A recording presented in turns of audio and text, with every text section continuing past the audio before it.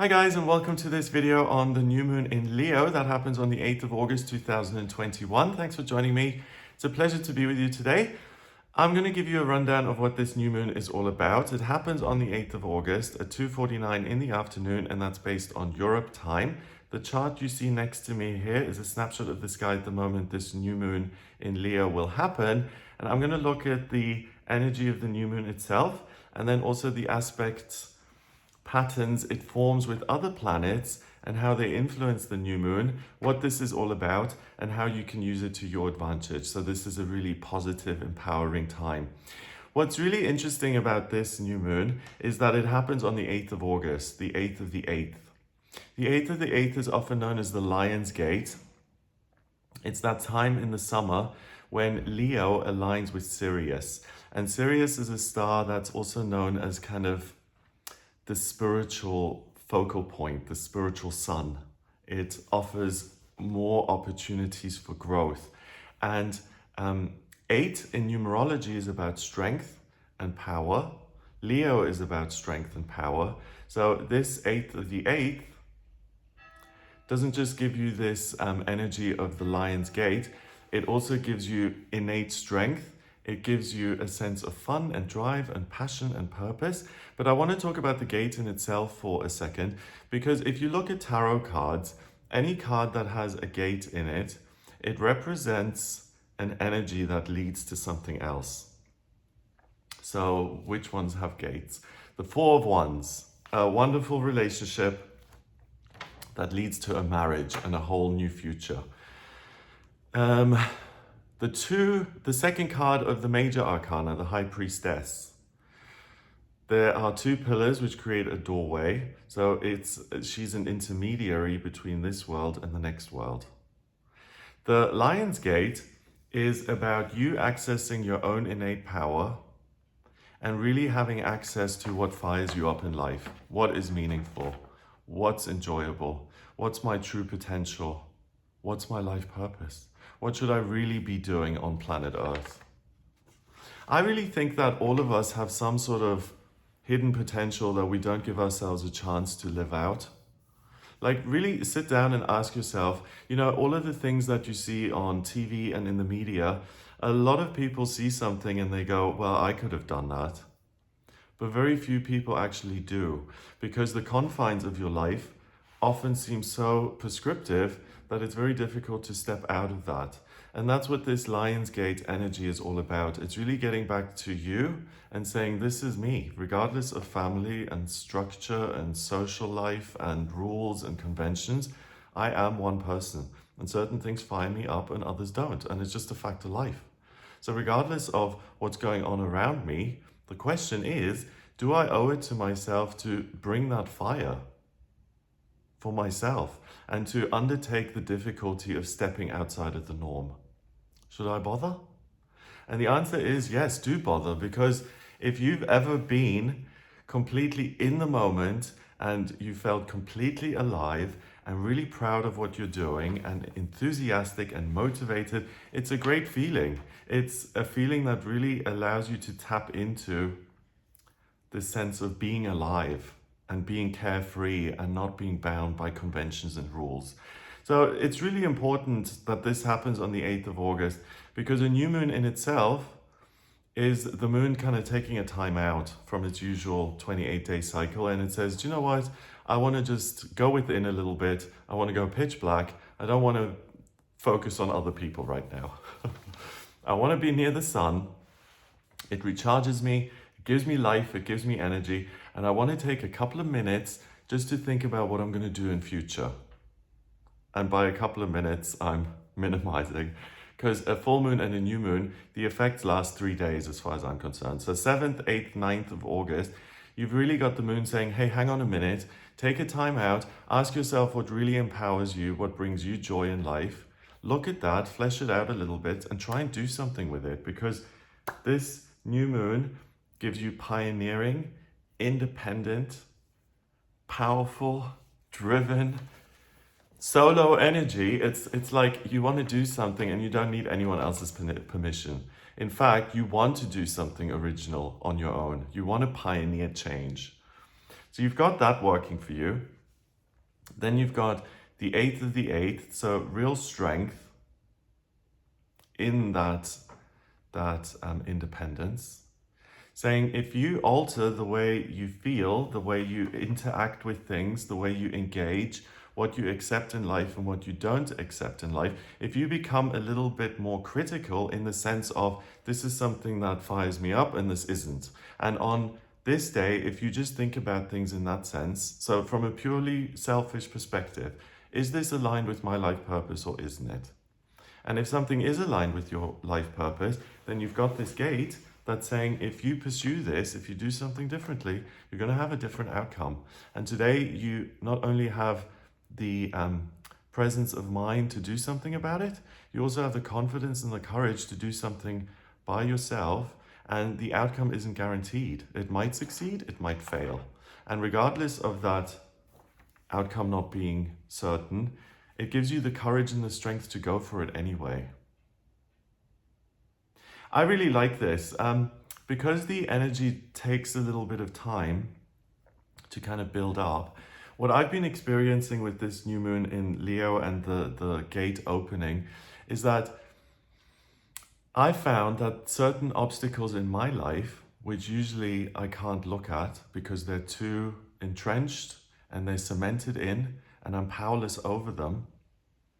With this Leo energy coming along, it kind of gives me the sense that, okay, well, don't see them so set in stone. Don't be so certain about these obstacles. It just kind of allows you to take life a little bit more lightly. It's like wearing a little cloak just to protect you rather than to smother you and to weigh you down. What I mean is things that seem insurmountable and depressing and difficult, with this energy coming up, those things don't seem as difficult. They don't seem as dire. And because they don't seem so unchangeable and you look at them as, well, this isn't that bad, it actually creates a little bit of space for you to do something with those obstacles. So one, the perspective is super important, okay? If you're coming up against something or if you've got something happening during the day and you're completely defeated by it before you go in, it's like, this is impossible, I'll never be able to do this, it's so hard, then you've pretty much lost already, right? I mean, you can kind of muddle your way through, but it's going to be a challenge. If you look at something of, oh, this is a piece of nothing, this is a picnic, a walk in the park, then regardless of whether it's difficult or not, because you approach it with that levity, it's much more likely that you'll be able to work through it. And if not, that it isn't the end of the world. And sometimes when we approach things or we want to make changes in life, if it seems so threatening and if it does seem like the end of the world, a lot of us go, can't, too hard. Or if it creates real anxiety, it's like, oh, well, I need to calm down first. I need to deal with this anxiety and then I will deal with the cause of it. So I am trying to underline and emphasize what a great opportunity this is for real change, and change that suits you, that makes the real you come out of your shell of what you think you ought to be, the way you have adapted so that certain people like you or that you blend into a certain environment. All of that is irrelevant. Irrelevant. What's relevant is you and what you care about.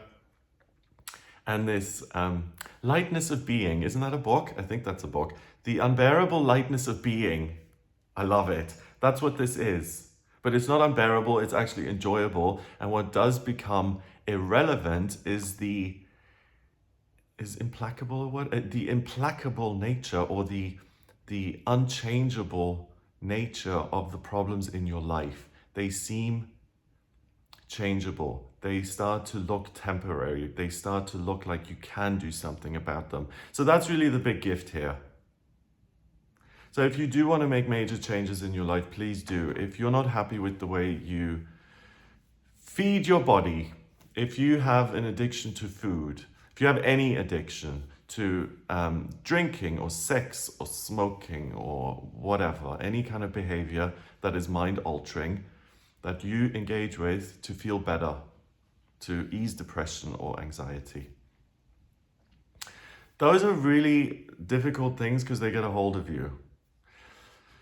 But they're not impossible to deal with. So if you want to get out of that kind of prison, look at it today. It's going to be doable. You'll find ways of left foot, right footing it so that you can make progress and free yourself. If you're in a job that's beneath you, that doesn't pay you, you're bored to tears, and you want to do something different, but it seems impossible because there are 2,000 people in your town, and what are you going to do? Look at it again today. It's an opportunity to become the real you. So I think you get that. The new moon in itself, the sun is at 16 degrees in Leo, the moon is at 16 degrees in Leo, conjunct, right? So 1 and 6 is 7. 7 is the mind and creativity. So not only have you got power and a pioneering spirit, you also have, I don't know, I'm laughing because this seems really great. I'm really looking forward to this because there are certain things in my life that I want to be done with. And this Lionsgate is giving me the opportunity to transcend those problems and to be done with them. So I'm really encouraged. So 7 is the mind and creativity. It allows you to take your pioneering energy and the power that you've got and to actually think creatively about how you're going to move forward. So it's not just, I want to be on the cover of Vogue. Okay. If I'm going to be on the cover of Vogue, I need to maintain this absolute beauty, obviously. I need to, I don't know, I wouldn't know what they need to do, bless those poor people. I need to get my makeup glammed up really nicely. I need to go to the gym, cut out sugar, and just make myself the most beautiful creature on planet Earth. So you think in practical terms about how you're going to get to your goal. The sun rules Leo. So the sun is very happy in the placement it's in. The sun is the center of our solar system. It's warmth and heat and light and love and consciousness, I would say. So we've got our sun in Leo and Sirius, the spiritual sun, aligning. So your presence here on planet Earth is completely lit up. Chicken or egg? Is it because Sirius aligns with Leo and it really allows you to see yourself? Or is it because you really see yourself that you tap into this power and that you become encouraged to do something with it? Doesn't really matter. The end goal is that you see yourself, you really are, you're able to do something about it. So the sun in Leo allows the sun to really shine in a very uncomplicated way. It's about how can I lead, how can I entertain? How can I be seen and heard and felt? How can I feel something for me? How can I be strong for myself and for other people? So the sense of power will only come from engaging with this process of authenticity. Am I the real me? Or am I still hiding? Or have I got some affectations which make me fit into a certain group? Just as an aside, affectations, I don't know why, but I've got a real thing about affectations and I'm just thinking about it now because affectations are useful, right? So if you're trying to get into a British high society, right, darling, then a lot of people will adopt this phony Queen's English type of accent and they'll start talking about their, I don't know, noble ancestors or whatever. And that affectation is not true. But it will get you into the right group of people until they ask you where you're from. And then if you say, oh, I'm from somewhere else, then it's over. But if you try and be something you're not, it can work in your favor. So the accent with the British people, let's say you're gay and you want to make loads of gay friends, then certain people have a natural affectation, some people adopt an affectation. It's something that's understood within that context and it's going to open doors for you. So I understand why people do it. Maybe I do it myself, subconsciously. It's something that gets us places in the world, right? But what I'm saying is that an affectation may get you somewhere through other people or it opens doors for you. But ultimately, what I'm saying, apparently, is that it's doing you a disservice because you're getting further on a path that you've chosen for yourself that you think is right, but it's got nothing to do with you. If you stop the affectation for a second and you say, hang on, Lionsgate, new moon, Leo, all about me, who am I? What am I? you can drop the affectation and get back to the truth of who you are and then behave in a way that you want to behave. And this chart is telling me that choosing the authentic, long-term, non-affected way of being is going to open doors for you in the long term. So being short-sighted is not helpful here. Pretending and trying so that you get something now is also not recommended. What's recommended is just getting rid of all of that, giving yourself a clean slate and saying, who am I? You know, the age-old question. When I first got into recovery, I did a meditation by Ramana Maharshi called the Who Am I meditation. It's really helpful and great. It's like a 6-page pamphlet. It's not particularly hard to learn. And it's basically you just sitting there and saying, who am I? Okay, I'm my body, but am I really my body? No. So who am I? So I'm not my body, what's beyond my body? Okay, some sort of sense of consciousness. Am I my consciousness? No. Who am I? You go beyond the consciousness stuff. And it's a good thing to do because it's like peeling the layer of the onion. You get deeper and deeper and deeper into who you are, with the point being that you understand yourself better and that you can do things that really align with who you are, so you don't need to disempower yourself by doing things like affecting your speech or behavior to fit in. So it's going from I'm a follower to I'm a leader. And that's a challenge. Not everyone wants to be a natural leader, but at some point in your life, you've got to be the leader for yourself and in your own life if you want it to look the way you want it to. Otherwise, others and society will make decisions for you and you'll occupy positions that are pleasing to them. But you're not just a cog in a wheel, you're a spiritual being. So that's the sun in Leo. The moon is in Leo as well. It's 16 degrees. The moon is what comes naturally and what gives you comfort. And with it being in Leo at 16 degrees, really getting creative about your life, your power, your future. That's what's going to feel right and best. Okay. Then we have Mercury, the communication planet. That's conjunct to this new moon in Leo. Excuse me. Mercury, the communication planet, is at 23 degrees in Leo. It's 7 degrees away from the new moon. So another 7. Because remember the sun and the moon at 16 degrees, 7. So we've got 7, 7, 7.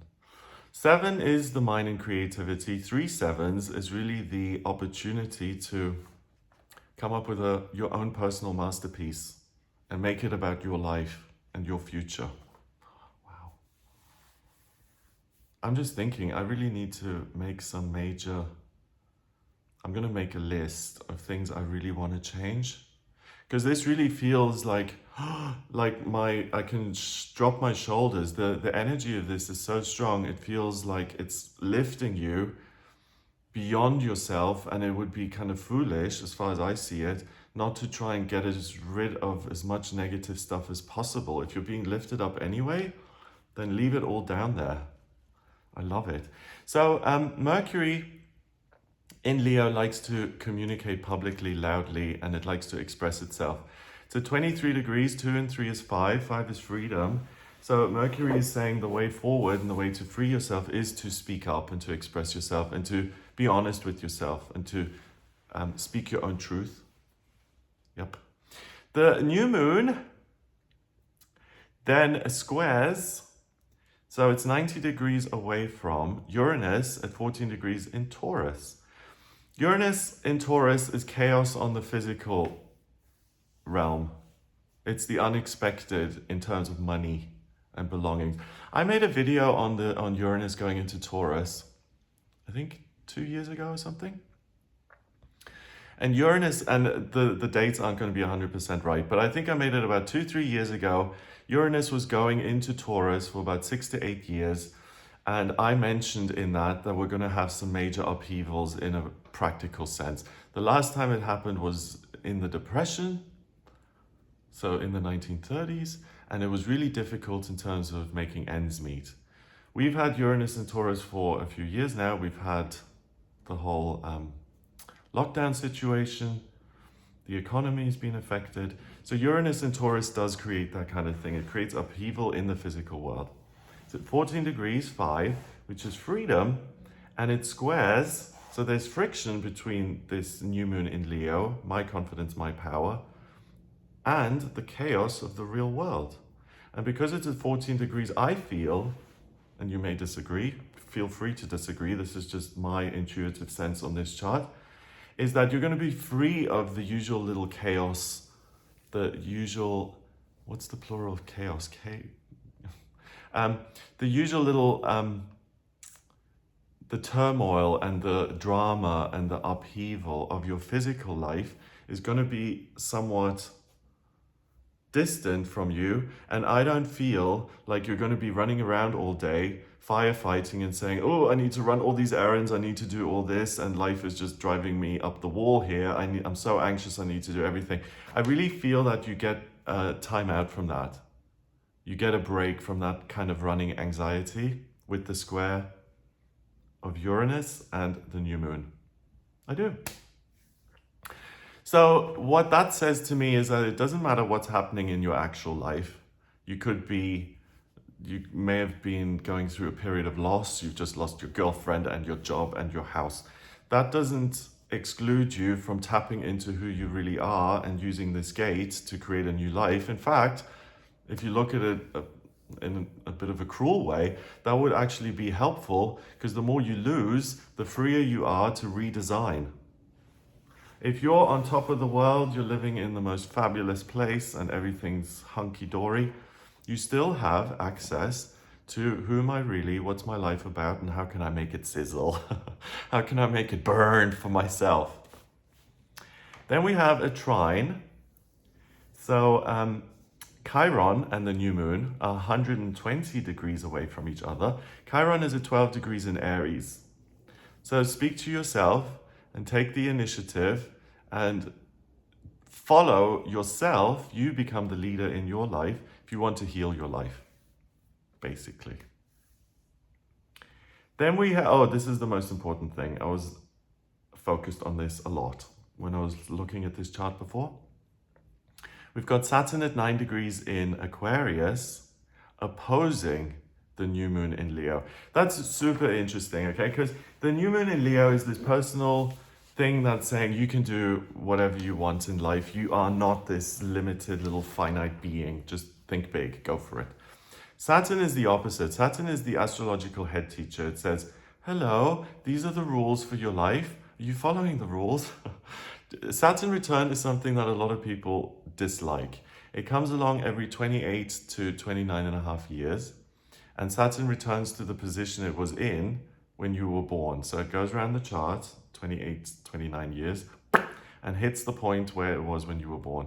And during a Saturn return, Saturn comes along and says, let's have a look at your life. Are you on track? Are you off track? If you're off track, it can be pretty uncomfortable. It tends to implode your life to force you to get back on track. If you're on track, it's supportive. It paves the way for you to succeed. So Saturn in Aquarius, first of all, Saturn in Aquarius is very cerebral. It's saying, are you thinking about yourself and your life and your position in life accurately? Are you underachieving? Are you overachieving? Where are you at? That's the question. 9 is the vibration of spirituality and completion, the hermit, trying to find this inner light for answers. So Saturn at 9 degrees in Aquarius is saying, hey, are you really looking at yourself, who you are, and are you being honest with who you are, or are you just going through the motions? It opposes the new moon, so there's major friction between I'm the boss, I'm it, and Saturn, which says, have you got to where you're supposed to? Do you understand yourself spiritually? Are you following the rules? What about society? What about the things that are unmovable in your life? So it puts pressure on you to develop spiritually, but it also puts pressure on you in the sense that, okay, go and develop spiritually, but also make sure you think about all the rules and the confines of your life and don't get too comfortable and too confident. And that's where I get the sense that the problems that usually seem so overwhelming aren't really overwhelming at all on this day. Because the same way that Uranus in Taurus is kept at bay, I also feel that Saturn at 9 degrees in Aquarius is being kept at bay. So it gives you a nice cushion to explore yourself in your own world, and it doesn't encroach on you so much and say, follow the rules, do this, do that. So it's kind of like, oh, I've got a time out. I can look at myself and I can suss things out. Then we have a semi-square between the new moon in Leo. It's 45 degrees away from the midheaven in Libra at 1 degree. So there's friction there. The midheaven traditionally indicates what you're good at work-wise. In Libra, it gives you a talent for jobs that are about connection, so mediation and counseling, diplomacy. And also, because it's ruled by Venus, the planet of love, beauty, creativity, anything to do with those areas of life. Being a set designer, or an artist, or a podiatrist, or a composer. Libra is a bridge with a bump in it at 1 degree.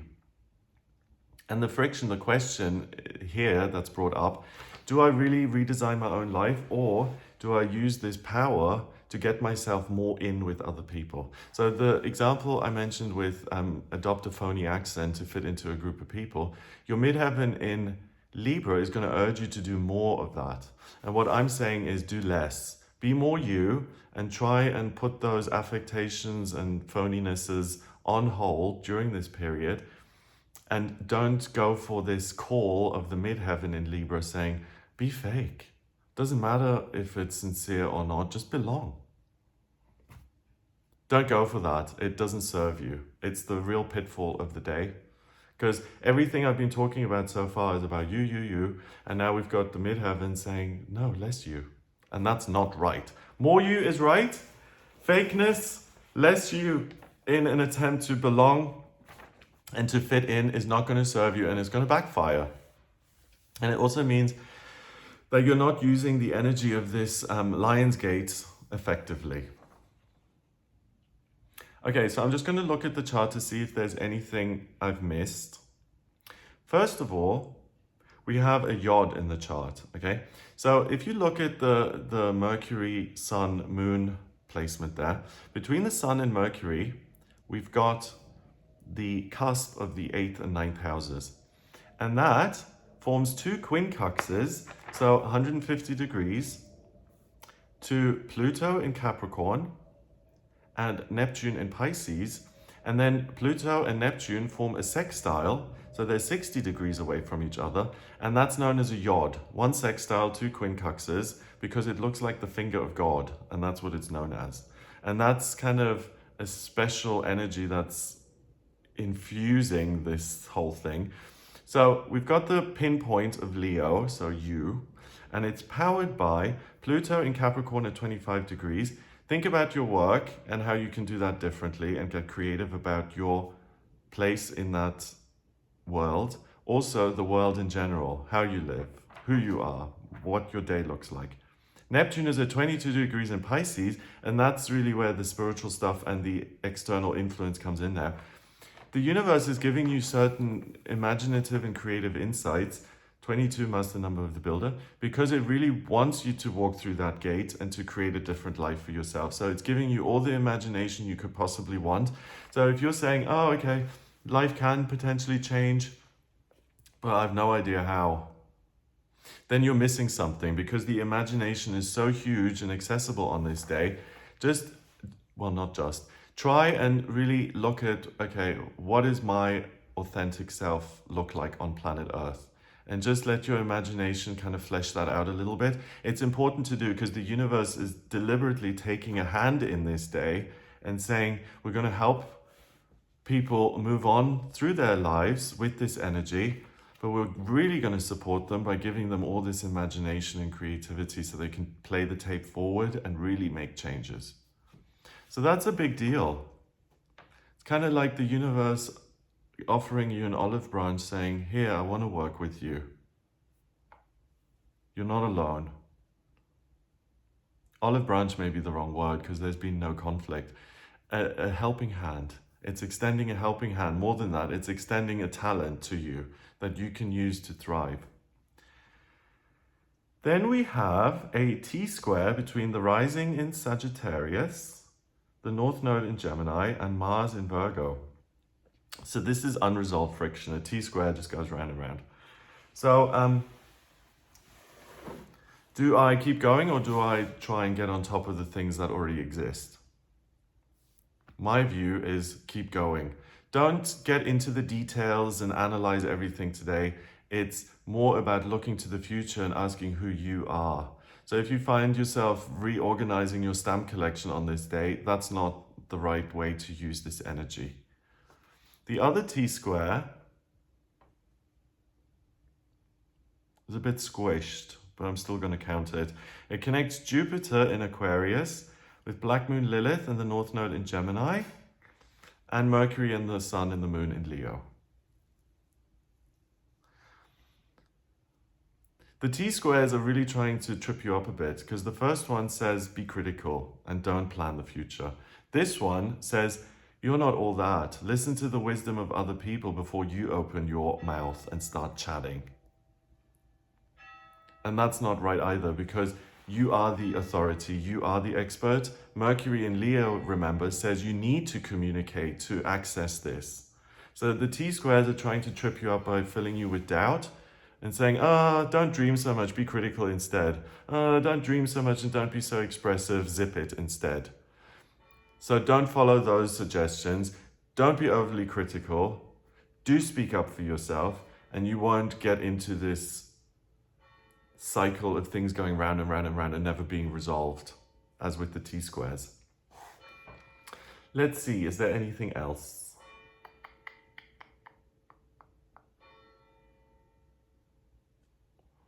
No, that's it. Yeah, that is it.